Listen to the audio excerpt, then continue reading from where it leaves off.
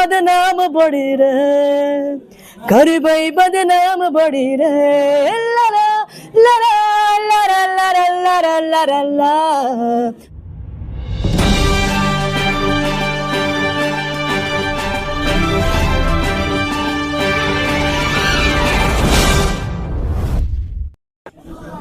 नमस्कार, news box Bharat में आपका स्वागत है। मैं हूं आफ्ताब। भोजपुरी जो भाषा है ये विश्व प्रसिद्ध है, सभी जगह लोग जानते हैं। और अगर भोजपुरी की बात आती है तो भोजपुरी को उस मुकाम तक ले जाने के लिए देवी जी का बहुत बड़ा हाथ रहा है और इन्होंने उस मुकाम को हासिल किया है जहां पर लोग जाने की चाहत करते हैं और पहुंच भी नहीं पाते। लेकिन देवी जी आज हमारे साथ में हैं। देवी जी, आपका बहुत बहुत स्वागत है हमारे इस कार्यक्रम में। Thank you so much. आप ये बताइए कि भोजपुरी जो गाना है जिस मुकाम तक जाना चाहिए था वहाँ तक गया और अब कहीं ना कहीं से इतना फूहड़पना आ गया है जो कि अब दर्शक पसंद नहीं करे। भोजपुरी बोलने ही से उनके दिमाग में कुछ अश्लील चीज़ आ जाती है। बिल्कुल, ये तो बहुत दुखद बात है क्योंकि आप अदर स्टेट्स में जाइएगा तो लोगों ने अपनी जो संस्कृति है उसको कितना बचा के रखा है। मैं मुंबई में रहती हूँ, मैं मराठी प्रोग्राम्स में जाती हूँ, वहाँ सब लावणी डांस होता है या फिर जिस तरह से परफॉर्मेंसेस होते हैं तो बहुत प्राउड फील होता है कि किस तरह से वो लोग मतलब अपने संस्कृति को बचा के रखे हैं। लेकिन आजकल के जो सिंगर्स हैं उन्होंने भोजपुरी की पूरी संस्कृति के साथ जिसको आप बोलते हैं तहस नहस कर दिया है। हमारी भोजपुरी की संस्कृति प्रेम का संदेश देती है, परिवार को जोड़ने का काम करती है और महिलाओं का बहुत सम्मान करती है। हमारी संस्कृति में आप देखेंगे, अगर आप नदिया के पार देखेंगे तो उसमें कैसे एक जो भाभी का रोल लिया है तो कितना उसमें सुंदर रोल है। लेकिन आज जो कलाकार है वो तो मैं यही कहूँगी कि महिलाओं का इतना भरपूर अपमान कर रहे हैं जो कि बिल्कुल स्वीकार नहीं होना चाहिए क्योंकि हमारी वो संस्कृति नहीं है। लेकिन ऐसी चीज़ें हो रही हैं, ये सैड है। लेकिन इन सब चीज़ों का ज़्यादा दिन तक चलता नहीं है, ये सारी चीज़ें खत्म होनी है। हमेशा से इतिहास में आप देखिएगा अच्छी चीज़ें ही छन के आगे जाती हैं। आज छठ का गीत आपको पता भी नहीं है किसने उसको लिखा है, लेकिन आज छठ जब आता है तो वो केरवा जब फरेला घवत से वही गाना बजता है, केरवा के पात पर उगेले सूरज। क्यों बजता है, क्यों सदियों से चलता रहा है? क्योंकि उसमें दम है, उसमें पावर है। तो जब तक अच्छी चीज़ें नहीं होंगी ना वो ज़्यादा दिन तक नहीं टिकेंगी। लोग सुन सकते हैं लेकिन उसको तुरंत भूल जाएंगे। ये जो चेंजेस है तो ये चेंजेस बदलाव इसमें कहाँ से आएगा? क्योंकि अब लोग जो है भोजपुरी को एकदम इसी नज़र से देख रहे हैं, तो आप लोग इस पर क्या करें? देखिए, बदलाव तो तभी आएगा ना जब अच्छे गाने आएंगे। और अगर मूवीज़ की भी बात करें, जब तक अच्छी मूवीज़ नहीं आएगी, अच्छे डायरेक्टर्स नहीं जुड़ेंगे, अच्छे सिंगर्स नहीं जुड़ेंगे, भोजपुरी का उत्थान कैसे हो सकता है? मैंने पूरी कोशिश की है। मेरे आज भी गाने जो भी आते हैं, मैं मतलब भोजपुरी के अच्छे गाने गाती हूँ, लिरिक्स पे ध्यान देती हूँ। तो बस कलाकारों को थोड़े जागरूक होने की ज़रूरत है और अच्छे कलाकार जब आएंगे तो वही आगे तक लंबे समय तक लोगों के दिल पे राज करेंगे। आपका वो एक गीत जो था मैया का चुनरी वाला जो गाना था, शायद मैं ज़हन से उतर रही है बात, लेकिन आपको याद होगा, चुनरी वाला था, लाल चुनरी, इस तरह का कुछ आपका था ना? एक तो था राजधानी पकड़ के आज चुनरी ना लियो तो ना वो नहीं, वो निमिया के डार मैया। अच्छा हाँ, निमिया के डार मैया। अच्छा, वो गीत सुनना चाहते हैं माता रानी का? ओके। निमिया के डाढ़ी मैया लावेली लोरवा के झूली झूली ना, निमिया के डाढ़ी मैया लावेली लोरवा के झूली झूली ना, ए मैया मोरी गावेली गीतिया के झूली झूली ना, ए मैया मोरी गावेली गीतिया के झूली झूली ना। झूलता झूलता मैया के लगाले पियसिया के चली भैली ना, झूलता झूलता मैया के लगाले पियसिया के चली भैले ना, हमल हो रे अवसवा के चली भैले ना, हमल हो रे अवसवा के चली भैले ना। निमिया के डाढ़ी मैया लावेले लोरवा के झूली झूली ना, ए मैया मोरी गावेली गीतिया के झूली झूली ना, ए मैया मोरी गावेली गीतिया के झूली झूली ना। उस मुकाम पर आप पहुंच गई हैं, इसका श्रेय किसे देंगी? मम्मी को या पापा को, क्योंकि पापा का जो डिसिप्लिन था वो तो पता ही है, तो अब ये बताइए कि उस माहौल में आपने कैसे किया?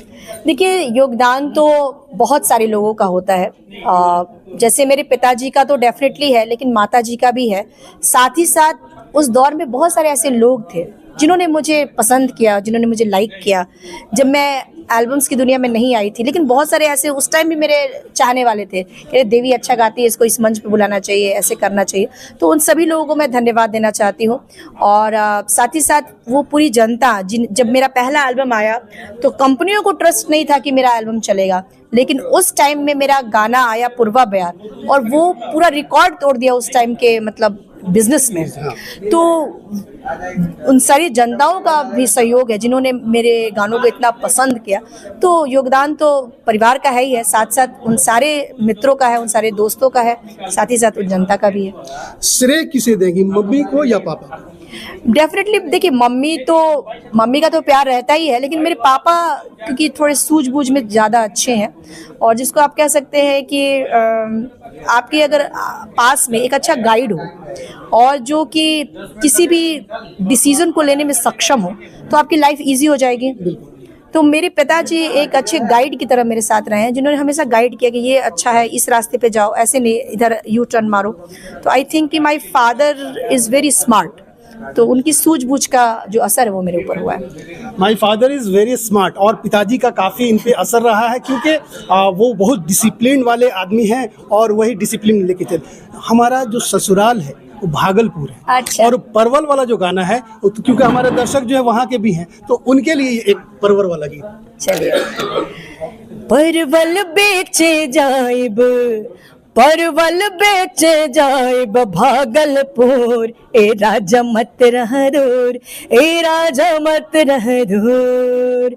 परवल बेची बेची पायल गढ़ैबे, परवल बेची बेची पायल गढ़ैबे, पायल पहिनबै जरूर, हाँ पायल पहिनबै जरूर, ए राजा मत रह दूर। परवल बेचे जाइब भागलपुर, ए राजा मत रह दूर, ए राजा मत रह दूर। देवी को नागपुरी गानों में काफ़ी इंटरेस्ट दिखाया है आपने, तो नागपुरी कोई ऐसा गीत जो आपने गुनगुनाने की कोशिश की है तो एक बार हमारे दर्शकों। देखिए, झारखंड के जो गाने हैं नागपुरी बड़ा अच्छा लगता है, बहुत स्वीट रहता है और काफ़ी रोमांटिक गाने भी यहाँ बजते हैं। तो मैं हमेशा से गाने की कोशिश की है, लेकिन बहुत ज़्यादा नहीं गा पाई हूँ, लेकिन कुछ गाने मैंने रिकॉर्ड किए थोड़े बहुत, तो दर्शकों को सुना देते हैं। चलत गोरी प्यार करब पीपल के छाँव में, चलत गोरी प्यार करब पीपल के छाँव में, शहर से दूर किसी गाँव में, नदिया के पार किसी गाँव में, लरा लरा लरा लरा लरा लरा ला, ओ तो से प्यार करेला, ओ तो है जान देला, ओ तो से प्यार करेला, ओ तो है जान देला। तोरे संगे नदिया तीरे केहू जे देख ले बोरे, करबै बदनाम बड़ी रे, करबै बदनाम बड़ी रे, लरा लरा लरा लरा लरा लरा ला, ओ तो से प्यार करेला, ओ तो है जान देला, ओ तो से प्यार करेला, ओ तो है जान देला। ये भोजपुरी के अलावा क्योंकि आप मुंबई में रहती हैं तो मुंबई में बहुत सारे लैंग्वेजेस में काम होता है, तो आपने किसी फिल्म में कोई रोल किया या फिर किसी हिंदी फिल्म के लिए या हिंदी में कोई गाना रिकॉर्ड किया हो? देखिए, हिंदी के मेरे बहुत सारे गाने हैं, जैसे यारो यारा तेरी अदाओं ने मारा, गजरा वाली। एक फिल्म थैंक यू आई थी, उसमें मैंने गाना गाया था, रजिया गुंडों में फंस गई, बहुत साल पहले।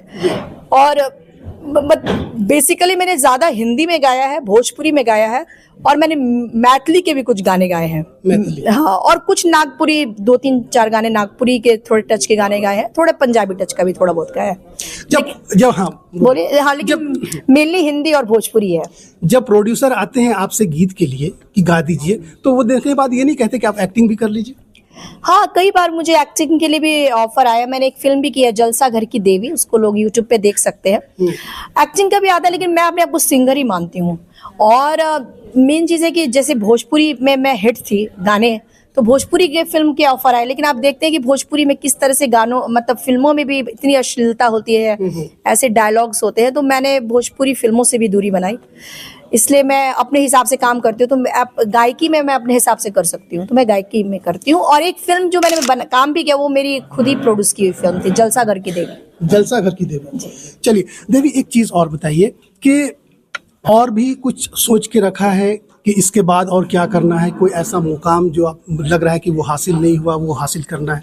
देखिए, अभी तो फिलहाल बस जीवन को जीने के बाद यही महसूस हुआ कि टाइम फ्लाइज, टाइम बहुत जल्दी जल्दी गुजर रहा है और जीवन में शांति भी बहुत ज़्यादा ज़रूरी है। तो मैं बस अभी फ़िलहाल मेरा जो बहुत क्लियर कट है कि संगीत में हूँ तो अच्छा कार्य करना चाहती हूँ, धीरे धीरे रिकॉर्ड करना चाहती हूँ वो सारे गीत जो कि अच्छे हैं। दूसरा, मैं चाहती हूँ कि माता पिता का स्वास्थ्य अच्छा रहे, मेरे भाई बहनों का स्वास्थ्य रहे, जो भी दोस्त हैं मेरे वो लोग खुशहाल रहे, आसपास जो भी जितने लोग मेरे से जुड़े हुए हैं, चाहे ऐसे भी मतलब अच्छा रहे।